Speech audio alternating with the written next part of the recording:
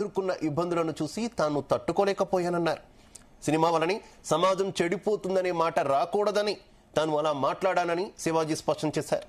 సమాజంలో ఏం తప్పు జరిగినా అంతా సినిమా వైపే చూస్తున్నారన్నారు. ఉమెన్ కమిషన్ విచారణకు పక్కాగా వెళతానన్నారు. దేశంలో ప్రతి 3 గంటలకు ఒక రేప్ జరుగుతోందని, మనం కొంచెం జాగ్రత్తగా ఉంటే ఎలాంటి తప్పులు జరగవన్నారు శివాజీ. ఇక శివాజీ ఈ స్టేట్మెంట్ ఇచ్చిన తర్వాత మరోసారి పలువురు హీరోయిన్లు అలాగే ఇతరులు కూడా శివాజీ మీద తీవ్రస్థాయిలో మండిపడినటువంటి పరిస్థితి. కొంత ఫుల్ స్టాప్ పడింది శివాజీ క్షమాపణల తర్వాత అని అనుకున్నారు. తర్వాత నేరుగా మీడియా ముందుకు వచ్చినటువంటి శివాజీ కేవలం తాను క్షమాపణ చెప్తున్నది, తాను ఉపయోగించినటువంటి భాషకు తప్పితే తన స్టేట్మెంట్ కి స్టిల్ కట్టుబడి ఉన్నానని చెప్పడంతో ఈ వివాదం ఇంకా కంటిన్యూ అవుతున్నటువంటి పరిస్థితి. మరోవైపు శివాజీకి మద్దతుగా చాలా మంది నెటిజన్లు తమ మద్దతు తెలుపుతున్నటువంటి సిచ్యువేషన్ చూస్తున్నాం. ఇటు హీరోయిన్లు, ఉమెన్ యాక్టివిస్టులు మాత్రం తీవ్ర స్థాయిలో మండిపడుతున్నటువంటి సిచ్యువేషన్. ఇక చిలికి చిలికి గాలివానగా మారుతుంది ఈ వివాదం. చీరలోనే అందం ఉందన్న శివాజీని కొందరు కార్నర్ చేస్తున్నటువంటి పరిస్థితి. అమ్మాయిలు బట్టలు ఇలా వేసుకోవాలి అలా వేసుకోవాలని ఎక్కడ రాసి ఉందంటూ మరికొందరు ప్రశ్నిస్తున్నారు. బట్టలు మ్యాటర్ కాదు, క్యారెక్టర్ అనేది మ్యాటర్. ఆ లెక్కన వస్తే పూర్వంలో జాకెట్లు కూడా లేవని, మన సనాతనంలో కేవలం చీర కప్పుకుని ఉండేవారు ఆడవారి అని తెలుపుతున్నారు. ఇక దమ్ము ధైర్యం ఉంటే మగవాళ్లకు చెప్పండి, అడవి జంతుల్లా అమ్మాయిల మీద పడతారెందుకు, మీ బౌండరీస్ తెలుసుకోండి అని చెప్పాలంటూ కూడా సూచిస్తున్నటువంటి పరిస్థితి. ఓవరాల్గా ఈ వివాదానికి సంబంధించి ప్రస్తుతం మనం డిబేట్ లో చర్చించబోతున్నాం. నాతో పాటు డిబేట్ లో పాల్పంచుకుంటున్నారు సీనియర్ జర్నలిస్ట్ శ్రవణ్, అలాగే సైకాలజిస్ట్ పూజిత గారు. మరి కాసేపట్లోనే మరికొంతమంది ప్రముఖ గెస్టులు కూడా మనతో పాటు జాయిన్ కాబోతున్నారు. ఇద్దరికి కూడా నమస్కారం. ముందుగా శ్రవణ్ గారు, ఈ వివాదం తొలి నుంచి కూడా అబ్జర్వ్ చేస్తున్నారు. ఆయన వ్యాఖ్యలు చేసినప్పటి నుంచి కూడా చిలికి చిలికి గాలివానగా ఈ మొత్తం వ్యవహారం అంతా కూడా మారిపోయినటువంటి పరిస్థితి. తొలుత ఒక వీడియో రిలీజ్ చేశారు శివాజీ, తాను క్షమాపణలు చెప్తున్నానంటూ కూడా అందులో చెప్పారు. అక్కడితో ఈ వివాదం సమసిపోతుందేమో అని అందరూ అనుకున్నారు. కానీ మళ్ళీ ఆయన నిన్న మీడియా ముందుకు రావడం, మీడియా ముందుకు వస్తూ స్టిల్ తన స్టేట్మెంట్ కి కట్టుబడి ఉన్నా, ఏదైతే పదాలు దొల్లాయో వాటికి మాత్రమే క్షమాపణ చెప్తున్నాను అంటూ ఉండడం ఏ రకంగా చూస్తారు? ఖచ్చితంగా శివాజీ గారి మాట్లాడిన దానికి, చెప్పిన దానికి, ఆయన మాట్లాడిచ్చినటువంటి ఆయన ఇచ్చినటువంటి అవుట్పుట్ సందేశానికి నేను ఏకీభవిస్తున్నా, ఆయనకు మద్దతు ఇస్తున్నాను. ఫస్ట్ ఆఫ్ ఆల్ 99% ఆయన మాట్లాడింది, ఆ సందేశం కానీ ఆ విషయం కానీ కూడా నేను పూర్తిగా మద్దతు ఇస్తున్నా, ఆయన కరెక్ట్ అని చెప్తాను. కాకపోతే 2 పదాలు ఒకటి అభ్యంతరంకరం ఉన్నాయి. అవి అభ్యంతరాన్ని చెప్పే కానీ చట్టం ద్వారా నేరస్తుడిగా చెప్పే పదాలైతే కావు. అవి నిరూపించ కూడా పడవు ముఖ్యంగా. ఎందుకంటే మనకు తెలుసు చట్టాల్లో ఉన్న విధానం ఆ విధంగా ఉంది. ఆయన విజ్ఞతతోటి తనకు తానుగా మీరందరూ మనోభావాలు దెబ్బతింటున్నాయి అంటున్నారు. ప్లస్ నాకు కూడా అనిపించింది అలా మాట్లాడకుంటే బాగుండు అని ఆయన తనకు తానుగా క్షమాపణ చెప్పాడు. ఇకపోతే అది కేసు అవ్వడం లేదా ఉమెన్ కమిషన్ కంప్లైంట్ ఇచ్చారో సుమోటోగా తీసుకున్నారో నాకైతే క్లారిటీ లేదు. ఈ 2 కూడా కంప్లైంట్ తీసుకోవడం అయినా సరే సుమోటోగా తీసుకున్నారు. అది విచారణ, ఆ చట్టపరిధిలో ఏం జరుగుతుందో, ఆ నిర్ణయం ఎలా ఉండబోతుందో అది మనం భవిష్యత్తులో చూడబోతాం. బట్ అక్కడ ఆయన చెప్పిన విధానం అయితే ఒక పెద్ద మనిషిగాను, ఆయన ఎవరు ఎందుకు పెద్ద మనిషి అని ప్రశ్నిస్తే అది అవివేకం అంటాను నేను. అవివేకంగా అలా ప్రశ్నించొద్దని చెప్తాను. ముఖ్యంగా ఆయన చెప్పిన సూచన నిన్నగాక మొన్న లూలు మాల్లో ఏం జరిగిందో మనం చూసాం. లూలు మాల్లో పాపం హీరోయిన్ ఎంత నన్ను అడిగితే ప్రాణాలను అరచేతిలో పెట్టుకొని బతుకు జీవుడాన్ని బయటకు వచ్చిన సన్నివేశం. వీటన్నిటికీ కారణం ఏంటంటే వేలమీరితనం, చెప్పేవాడు లేకపోవడం, అంటే అడ్మినిస్ట్రేషన్ సరిగా చేయలేకపోవడం, వస్త్రాలంకరణ మీద నిజంగా ఆ వస్త్రాలు అలా తొడుక్కుంటేనే ఇలా రేపులు జరుగుతాయో, అత్యాచారాలు జరుగుతాయో అని అడిగేవాళ్ళు. నిజంగా కూడా చిన్నపిల్లల మీద జరుగుతున్నాయి, ముసలోళ్ళ మీద జరుగుతూ ఉన్నాయి, వ్యవస్థల మీద జరుగుతూ ఉన్నాయి. జరుగుతున్నప్పుడు మనం పద్ధతిగా ఉండటానికి ప్రివెంటివ్ చేసుకుందాం అనడంలో తప్పేం లేదు కదా. అంటే రెచ్చగొట్టుతున్నారని నేను అనను, లేకపోతే అట్లా అలాంటి వస్త్రాల వల్లనే జరుగుతాయని గ్యారంటీ లేదు. అంటే ఎట్లా ఉన్నా జరుగుతూనే ఉన్నప్పుడు మన హద్దులో మనం ఉంటాం కదా, హద్దుల్లో ఉండవని చెప్పడం తప్పేమవుతుంది. ఇకపోతే ఆయన వాడినట్టు భాష విషయంలో నేనైతే చాలాసార్లు చెప్తూనే ఉన్నాను, బాధపడుతున్నాం. ఎందుకంటే ఈ రోజుల్లో భాష పదాలు ఏ విధంగా మారాయంటే పులిహోర అనేది బూతు పదం అయిందండి. ఈ రోజుల్లో చాలా సిగ్గుపడాల్సిన విషయం. అమ్మగా ఉండి పెట్టేటువంటి పులిహోరని మనం బూతుగా వ్యవహరిస్తున్నాం ఈనాటి రోజుల్లో. ఈనాటి యువత కానీ ఈనాటి విధానం, అమ్మ పులిహోర పెట్టి మా అమ్మాయి పులిహోర పెడితే ఉండండి అని చుట్టాన్ని కూడా లేని పరిస్థితుల్లో పులిహోర అనే తినే పదార్థాన్ని బూతుని చేశారు, లకిడికాపుల్ని బూతుని చేశారు, గులాం జామును బూతుని చేశారు. మాదాపూర్ని బూతుని చేశారు. ఇప్పుడు ఈ సామాన్లు అనే పదాన్ని కూడా బూతుని చేశారు. వాస్తవానికి సామాను థింగ్, ఇంట్లో ఉన్నటువంటి అన్ని రకాల పాత్రల విషయంలో ఎక్కువ శాతం సామాన్లు అని అంటాం. దాన్ని కూడా బూతుని చేసినటువంటి వ్యవస్థ, కొన్ని ప్రోగ్రాములు, కొంత సోషల్ మీడియా వాళ్ళు చేసినటువంటి విధానానికి సిగ్గుపడాలి. ముందు వాళ్ళని దండించాలి, వాళ్ళని శిక్షించాలి. ముందుగా ఈ పులిహోరను బూతు పదం చేసిన వాళ్ళని. ఇకపోతే వీళ్ళ హక్కుల గురించి మాట్లాడే వాళ్ళు ఉన్నారు. ముఖ్యంగా ఈ ఏదైతే మన శివాజీ గారు గురించి మాట్లాడుతున్నారు, చిన్మయ్య గారు అయితేనేమి, అనసూయ గారు అడుగుతున్నారు, వాళ్ళ హక్కులు అడుగుతున్నారు. నేను స్వాగతిస్తాను, కానీ బాధ్యతలు డిస్కస్ చేద్దాం, వాళ్ళ బాధ్యతలు మర్చిపోతున్నారని చెప్పి రైట్ అని డిస్కస్ చేద్దాం. మనతో పాటు కృష్ణకుమారి గారు జాయిన్ అయ్యారు. మ్యామ్ కి వెల్కమ్ చెప్తూ, పూజ గారు ఆడియో క్లియర్ గా ఉందా మీకు? ఏంటండి ఆడియో క్లియర్ గా? పూజ గారు మీరు ఏం చెప్తారు? యాజ్ ఏ ఉమెన్ గా కావచ్చు, సైకాలజిస్ట్ గా కావచ్చు, ఏం జరుగుతుంది? ఈ ఉమెన్ డ్రెస్సింగ్ అనేది ఇప్పుడే కాదు ఎప్పుడు కూడా ఈ అంశం తెర మీదకి వస్తుంది, ట్రెండింగ్ లో ఉంటుంది, వివాదాలు అవుతున్నాయి, తర్వాత మళ్ళీ చల్లబడుతున్నటువంటి పరిస్థితి. ఏం జరుగుతుంది అసలు ఈ వ్యవహారంలో? సో ఫస్ట్ ఆఫ్ ఆల్ పెద్ద మనిషి మాట్లాడారు కదండి, ఆ సార్ పేరేంటో తెలియదు, చాలా బాగా మాట్లాడారు. అసలు ఎంత బాగా మాట్లాడారంటే నాకు నిజంగా మన ఇండియా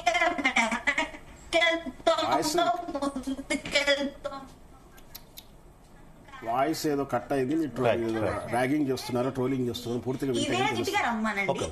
అప్పుడు మేము అంటే మన ఇండియా అనేది వెనక్కి వెళ్తున్నదా ముందుకెళ్తున్నదా? ఫస్ట్ ఆఫ్ ఆల్ మనకి కోర్టు, సుప్రీం కోర్టు క్లియర్ గా చెప్తాం. అతనికి లా తెలుసో లేదో నాకు తెలియదు. I have completed my law recently from Andhra university. Okay, so legal గా మనకి ఏం చెప్తున్నది, లా ఏం చెప్తున్నది, ఎవరైనా ఆడవాళ్ళని 30 సెకండ్ల కన్నా legal, it is not correct. నేను ఆయన మాట్లాడినప్పుడు కామ్ గా ఉన్నాను, నేను కూడా మాట్లాడలేదు. పూజ గారు, నేను యాంకర్ మాట్లాడుతున్నాను, మీ సిగ్నల్ వీక్ గా ఉంది, మీరు ఏం మాట్లాడుతున్నారు అనేది మాకు క్లియర్ కట్ గా రావట్లేదు. ఒక్క రెండు నిమిషాలు నేను మళ్ళీ మిమ్మల్ని తీసుకుంటాను. ఈలోగా కృష్ణకుమారి గారి దగ్గరికి వెళ్తాను. కృష్ణకుమారి గారు, మీ ఒపీనియన్ ఏంటి ఈ మొత్తం వ్యవహారం మీద? ఇందాక నేను ప్రస్తావించినట్టు ఇప్పుడు కాదు, పదే ఆడవాళ్ళ వస్త్రధారణకు సంబంధించినటువంటి అంశంలో ఇవే రకమైనటువంటి డిబేట్లు నడుస్తున్నటువంటి పరిస్థితి. తాజాగా శివాజీ కామెంట్స్ ఆయన కాన్షియస్ గానే చేశారు అనేది అర్థమవుతుంది. స్టిల్ ఇప్పటికీ ఆ కామెంట్స్ కి నేను కట్టుబడి ఉన్నాను అంటున్నారు. ఏవైతే పదాలు దొల్లాయో వాటికి మాత్రం క్షమాపణ చెబుతున్నాను అంటూ ఆయన చెప్తున్నటువంటి పరిస్థితి. మీ ఒపీనియన్? అసలు ఆయన వస్త్రధారణ గురించి మాట్లాడాల్సిన అవసరం లేదు, మొదటి పాయింట్. రెండోది, రీసెంట్గా ఈ సినిమా ఇండస్ట్రీకి సంబంధించి ఒక విషయం జరిగింది, లులు మాల్లో జరిగింది.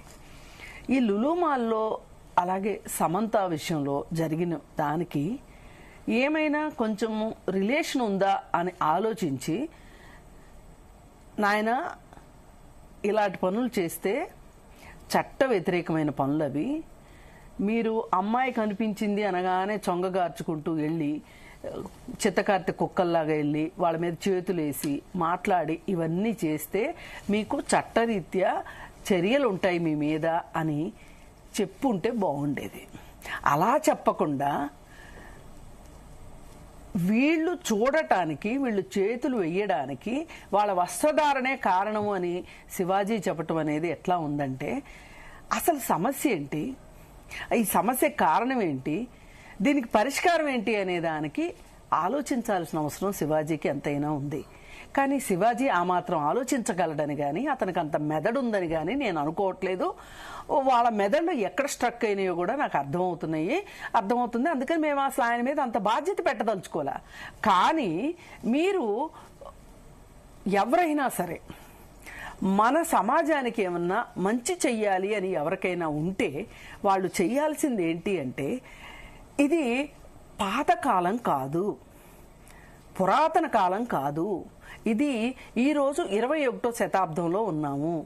ఈ 21వ శతాబ్దంలో మనము ఎలా మెసులుకోవాలి, చట్టాలు ఏం చెప్తున్నాయి, ఈ నాగరిక సమాజం మనల్ని ఎలా ఉండాలని చెప్తుంది, ఎలా ఉంటే శిక్షిస్తుంది, ఎలా ఉండాలి, ఒక మనిషిలాగా ఉండటం ఎట్లా అనేది నేర్చుకోవాల్సిన అవసరం చాలా ఉంది.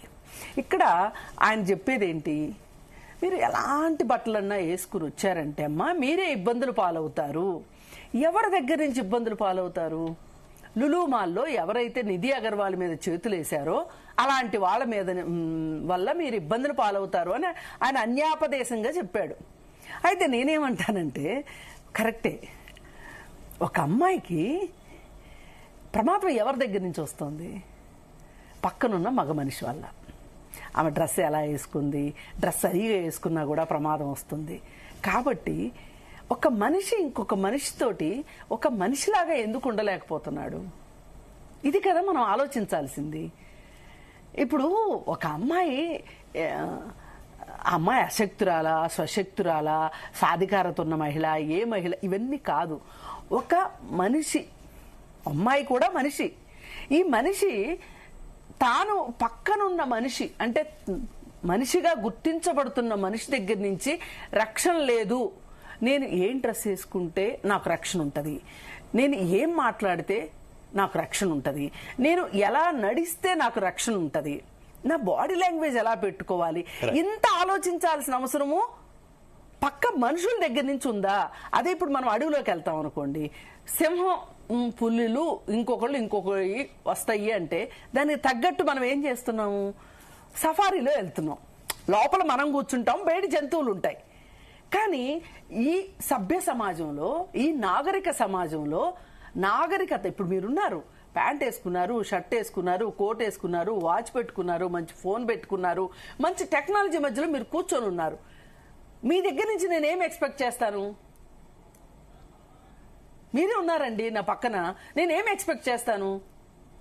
మీ దగ్గర నుంచి నాకు ఒక అపాయం ఉండదు అని నేను ఎక్స్పెక్ట్ చేస్తాను. అది నా తప్పు కాదు, నేను ఎక్స్పెక్ట్ చేస్తా.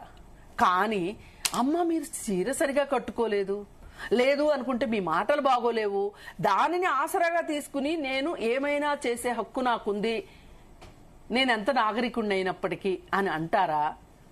లేకపోతే ఇలాంటి పరిస్థితిలో నేను ఇలా రియాక్ట్ అయితే రేపొద్దున కోర్టుకు నేను వెళ్లాల్సి వస్తే కోర్టులో ఆమె చీర సరిగా లేదండి, ఆమె డ్రెస్ సరిగా లేదండి, అందుకే నేను ఇలా ప్రవర్తిస్తాను అంటే కోర్టు ఒప్పుకుంటుందా? మీకు అర్థమైంది కదా? కోర్టు ఒప్పుకుంటుందా? ఈ కోర్టు ఇలా ఒప్పుకుంటది, ఈ దేశంలో చట్టాలు ఎలాగే ఉన్నాయి అని ఎవరైనా సరే మహిళా మనులు గాని లేకపోతే శివాజీ గాని చెప్తే ఇంకా మేము మాట్లాడటం మానేస్తాం. రైట్. ఓకే కృష్ణ కుమార్ గారు, గాట్ యువర్ పాయింట్. సో పూజిత గారు క్లియర్ గా ఉంది పూజిత గారు. కాకపోతే చిన్న రిక్వెస్ట్ ఏంటంటే మీరు మూవ్ అవ్వకుండా మాట్లాడండి కొంతవరకు.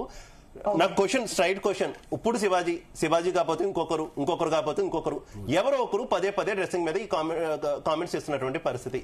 దీనికి చాలా విపరీతమైనటువంటి మద్దతు కూడా అదే స్థాయిలో సమాజంలో కనిపిస్తుంది. అఫ్ కోర్స్ కొంతమంది ఉమెన్స్ నుంచి కూడా తప్పేముంది, మంచే కదా చెప్పారు, మంచిగా బట్టలు వేసుకోమండంలో తప్ప అని పదే ప్రశ్నిస్తున్నటువంటి పరిస్థితి. ఏం ఆన్సర్ ఇస్తారు అసలు ఈ డ్రెస్సింగ్ మీద?